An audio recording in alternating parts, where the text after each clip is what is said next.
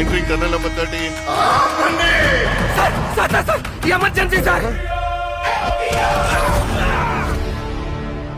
ఇక్కడ ఏ కుర్రోడిని అడిగినా favourite play మారుతుంది గాని ఫేవరెట్ ప్లేయర్ మారట్లేదు.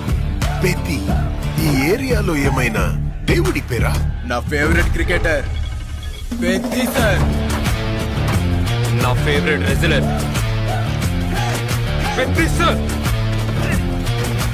నా ఫేవరెట్ రన్నర్ పెద్ది సార్. ఈ కుర్రోళ్ళకి పెద్ది కూడా గుళ్ళో దేవుడు కాదు సార్, గ్రౌండ్ లో దేవుడు.